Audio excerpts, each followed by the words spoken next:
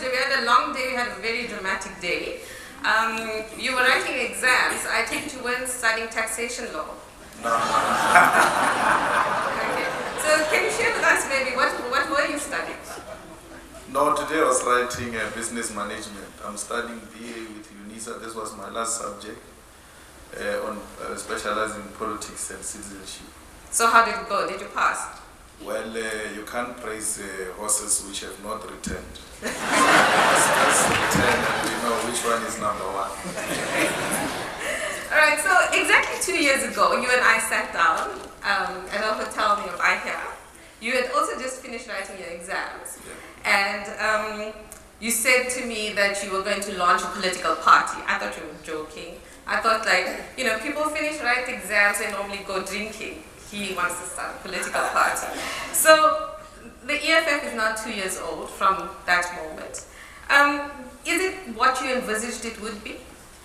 Well, the EFF is an organization that continues to make us very proud because we knew that South Africans are looking for an alternative. And the EFF, within a short space of time, contested elections. And now it's represented in almost all the legislatures. Busy now preparing for local government elections. From April up until now, I've not addressed less than 30 communities with less than 1,000 people participating in those meetings. So we're busy strengthening the organization, we're busy on the ground, listening to our people so that when we take over some of the municipalities, we know exactly what our people want.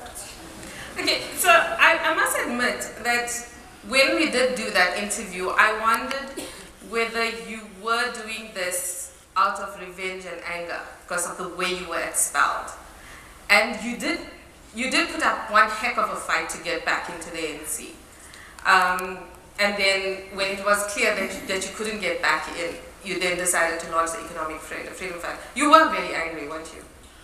Well, there's a difference between anger and disappointment. I was disappointed. It couldn't be anger because there is no anger that can be sustained for 2 years. This is what I think is a brainchild of the ordinary masses on the ground who said we want an alternative to the ANC. And we were of a view that we must form a non-governmental organization which will agitate for economic freedom and it should not be politically aligned. But the response on the ground was such that you are wasting our time, we need an alternative and that alternative should represent the working class. So what you're doing is what you did is exactly what Zimbabwe is not doing. He dragged out his departure from COSATU. So he's basically on a mobilization drive, whereas you said, okay, I'm out, what I'm doing is I'm launching a political party, and you did it, and it took on a life of its own. He will do it. He's got no option. So you're not worried that he's gonna compete for your constituency? There's a difference between forming a political party and a union. And even if Vavu was to form a political party, there will never be a threat to the EFF because the mobilization at the level of a union is such that you are confined to shop floor politics, and capital by its own nature organizes people into one place. You already find them organized by your enemy called capital. Unlike politics. Political formations, you have to go to villages and then do door to door and ask people to come to a meeting. After speaking to thousands of them through a door to door, all of them confirming they will come to a meeting. On the day of the meeting, they don't come. And if you've got a big ego, you'll then be demoralized and then pull out of it. But it needs experience, it needs a determination, it needs you to soldier on and continue to sell the message. Because what matters is not an individual, it's whether you've got the message. People want the message. Okay. So you've been going for 2 years now. You've made a lot of noise on the political scene. You've provided a lot of color to the political scene. But in your view, what substantive has the EFF achieved in the time it's been alive? The EFF has provided an alternative policy perspective to the country, including to the ANC. It is the only socialist party that speaks about socialism openly in parliament. But socialism by what definition? Because that's a moving target. No. Socialism by the definition of state ownership of strategic sectors of the economy. And that will, amongst others, include land, mines, the banks, and other monopoly industries. And we have put firmly those proposals before Parliament.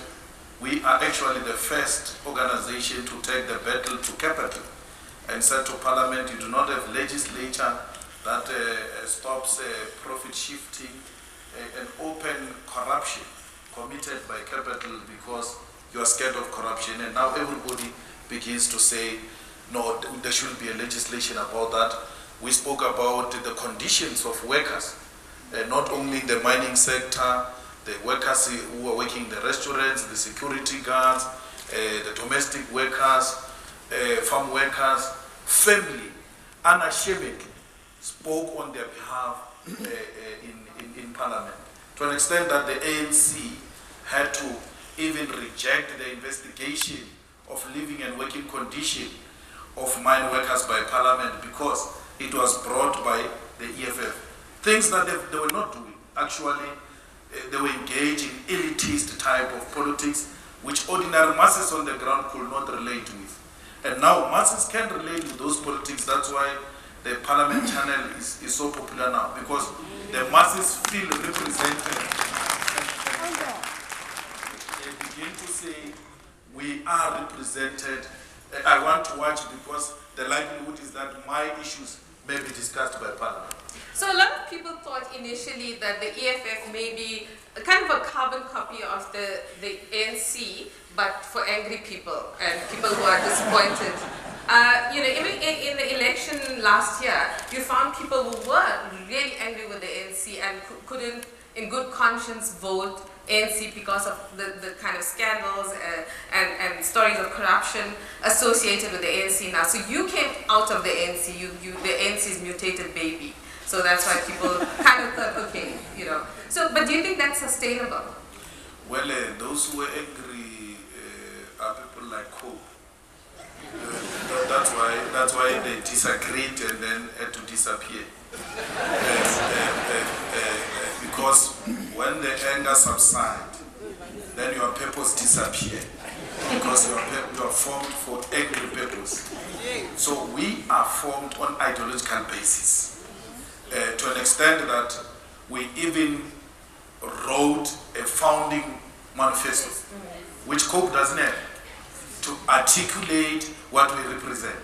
So even if Malema tomorrow is happy and is now ready again to kill for Zuma, there will be people who remain loyal to the document called the founding manifesto. So the ANC is 103 years old. It's the party of Nelson Mandela, of Oliver Tambo. You revered these leaders. There must be part of you that's still a bit heart-sore that you couldn't follow, in the succession of that legion of really heroic people that, the party would not and will now never be handed over to you. Do you feel that sometimes when you see the flag, when you look back at visuals of those great speeches, the great men? Well, we're following in their footsteps on a different organization called the EFF, and not only Nelson Mandela, because he was not the only one who fought for our freedom.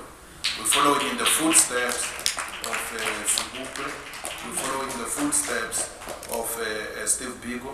We're following the footsteps of all great giants that fought for our freedom. The problem with the ANC is that they indoctrinate people to an extent that you think it is only them in South Africa and everybody else doesn't exist. And you come to realize that once you are outside that, yes, you have been denied a region.